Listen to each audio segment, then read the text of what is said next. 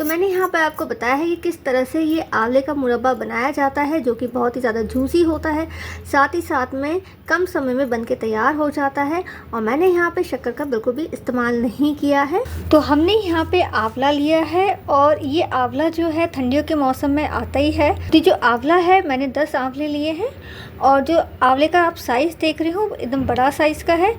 बहुत छोटे छोटे साइज़ के भी आते हैं आंवले, लेकिन गोदते वक्त ना बहुत ज़्यादा प्रॉब्लम हो जाती है। कोशिश कीजिए कि बड़े साइज़ का थोड़ा आंवला आपको मिले। और इसका जो रंग है आप एकदम देख रहे हो, एकदम चिकना सा है और इसमें बहुत ज़्यादा दाग धब्बे नहीं हैं। और क्योंकि ठंडियों के मौसम है तो आंवला तो मार्केट में एकदम भरमार में मिलेगा। तो यहाँ पे मैंने एक आंवले को गोद लिया है और जैसे कि आप देख रहे हो आंवला है और इस आंवले में बहुत फर्क है। सफ़ेद सा दिख रहा है और ये हरा सा है। क्योंकि मैंने इसे बहुत अच्छे से गोदा है इस वजह से सफ़ेद सा हो गया है। तो चलिए अब हम यहाँ पे आंवले को गोदते हैं। मेरे पास इस तरह से ये गोदने के लिए है आंवला, जो कि गांव से मैं लेकर आई थी। और अगर आपके पास ये इस तरह का नहीं है तो आप यहाँ पे कांटे की सहायता से इसे गोदेंगे। तो बहुत ध्यान से हमें ये कांटे से इसे गोदना है आंवले को। क्यों पहले आप जब गोदते हो तो थोड़ा सा परेशानी सी होती है, लेकिन एक बार आप गोदना शुरू कर देते हो और हल्का हल्का गोदना शुरू हो जाता है तो बहुत ही आसानी से आप गोद सकते हो। और देखिए मैंने किस तरह से पकड़ा हुआ है आंवले को, इस तरह से तो अच्छे से ग्रिप मिल जाती है आंवले को और हम बहुत ही आसान तरीके से प्रिक कर सकते हैं, गोद सकते हैं। तो देखिए ये जो आंवला है एकदम हल्का सफ़ेद सा दिखना शुरू हो चुका है और इसी टाइम पे हमें बहुत ही ज़्यादा गहरा गहरा गोदना है, ताकि जब हम इसे गोदें तो आपको पता चले कि आपका जो कांटा है वो बीज जो होती है आंवले की उसमें जाके टकरा रही है। तो उतना गहरा हमें गोदना है। तो देखिए हमने यहाँ पे इसे अच्छे से गोद लिया है और देखिए मेरे हाथ में भी अच्छा खासा जूस आ गया है। और देखिए हम इस तरह से दबाएंगे तो देखिए जूस टपक रहा होगा, देखिए इस तरह से टपकता रहता है जूस। तो इस तरह से होना चाहिए। तो इसी तरीके से हम बाकी के आंवलों को गोद लेंगे। तो हमने यहाँ पे सारे के सारे जो आंवले हैं इसे गोद लिया है। तो एकदम स्पंजी सा होना चाहिए, जितना स्पंजी होगा उतना आपका जो आंवले का मुरब्बा है एकदम परफेक्ट और एकदम मुलायम सा बन के तैयार होगा। तो चलिए अब आगे की तैयारी कर लेते हैं। मैंने यहाँ पे लिया है पैन और पैन में हम डालने वाले हैं ये आंवले जो हमने गोदे हैं। तो एक एक करके हम डाल देंगे। तो पैन या बर्तन हमें ऐसा लेना है कि आराम से जो आंवले फिट हो जाए। और अब इसमें हम डालने वाले हैं पानी। तो अब हम ऊपर से और पानी डालेंगे। तो पानी का ऐसा कोई मेजरमेंट नहीं है, बस पानी इतना होना चाहिए कि आंवला पूरी तरह से डूबे हुए हो पानी में।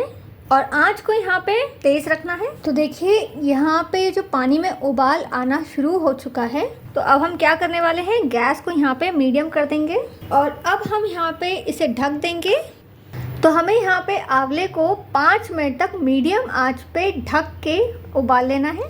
तो 5 मिनट हो चुका है और गैस को हम यहाँ पे बंद कर देंगे। तो अब हम चेक कर लेते हैं कि आंवला हल्का सा मुलायम हुआ है कि नहीं। तो ये हल्का सा मुलायम हो चुका है, लेकिन बहुत ज़्यादा मुलायम नहीं होना चाहिए। अगर बहुत ज़्यादा मुलायम हो गया तो समझ लीजिए जब आप चाशनी तैयार करोगे ना तो पूरी तरह से बिखर जाएगा ये। तो हल्का सा मुलायम होना चाहिए, आपको फील होना चाहिए कि हाँ हल्का सा स्पंजीनेस है। हमें एग्जैक्ट 5 मिनट में आंवले को उबाल के बंद कर देना है। मतलब ओवर कुक नहीं करना है, ओवर बॉयल नहीं करना है, इस चीज़ का आपको ध्यान रखना है। तो एक एक करके हम ये जो आंवले हैं निकाल लेंगे। तो देखिए हमने ये आंवला निकाल लिए हैं प्लेट में। और ये जो आंवले का जो पानी है ये हमें फेंकना नहीं है, आप इसे हेयर वॉश के हिसाब से यूज़ कर सकते हो। बाल आपके बड़े शाइनी हो जाते हैं और स्ट्रेंथन भी होते हैं, काफ़ी ज़्यादा मजबूत होते हैं। अब आंवला को हम यहाँ पे पूरी तरह से ठंडा होने रख देंगे, हमें गर्म बिल्कुल भी इस्तेमाल नहीं करना है इसे। जब ये ठंडे हो जाएंगे तब हम आगे की तैयारी करते हैं। तो देखिए हमने यहाँ पे लिया है 400 ग्राम ये खड़ी मिश्री। खड़ी मिश्री मैं इसलिए ले रही हूँ क्योंकि जो शक्कर होती है वो पूरी तरह से प्रोसेस्ड होती है और केमिकली प्रोसेस्ड होती है, और जो मिश्री होती है वो केमिकली प्रोसेस्ड नहीं होती है, इस वजह से मैं मिश्री ले रही हूँ। मैं आंवले के मुरब्बा में बहुत ज़्यादा चाशनी नहीं रखने वाली हूँ मिश्री की, इस वजह से मैंने 400 ग्राम लिया है, क्योंकि मैं बहुत ज़्यादा चाशनी नहीं चाहती हूँ आंवले के मुरब्बा में। तो चलिए अब डाल देते हैं मिश्री को हम मिक्सर जार में। पाउडर तैयार करना है। तो देखिए हमने यहाँ पे खड़ी मिश्री का पाउडर तैयार कर लिया है और एकदम फाइन पाउडर होना चाहिए ये। तो अब हमारा यहाँ पे मिश्री का जो पाउडर है तैयार हो चुका है। तो फटाफट कर लेते हैं आगे की तैयारी। तो मैंने यहाँ पे पैन लिया है और ये है मिश्री का पाउडर जो हमने तैयार किया था। तो ये सारा का सारा मिश्री का पाउडर हम डाल देंगे पैन में। अब ये पाउडर को हम फैला देंगे। तो आंवला जो हमने उबाले थे वो ठंडे हो चुके हैं और देखिए एकदम हल्के हल्के सॉफ्ट से हैं, इतना ही होना चाहिए। तो एक एक करके हम ये जो आंवला है, उबले हुए आंवले को मिश्री के ऊपर इस तरह से रख देंगे। अब गैस ऑन करते हैं और आंच को यहाँ पे एकदम धीमा रखना है। इस बात का आपको खास ख्याल रखना पड़ेगा और धीमी आंच पे ही हमें ये जो आंवले का मुरब्बा है तैयार करना है। ये जो बर्तन है धीरे धीरे गर्म होना शुरू होगा और ये जो मिश्री का जो पाउडर है हल्का सा चिपचिपा होना शुरू हो जाएगा। तो अब इसे हम ऊपर नीचे करेंगे और ये जो मिश्री का पाउडर है हम अच्छे से मिक्स करेंगे ताकि आंवले को अच्छे से कोट कर सके। ये जो मिश्री का जो पाउडर है हल्का हल्का घुलना शुरू हो जाएगा, तब तक के लिए हमें इंतज़ार करना है। धीमी आंच पे ही हमें मिश्री को पकाते रहना है।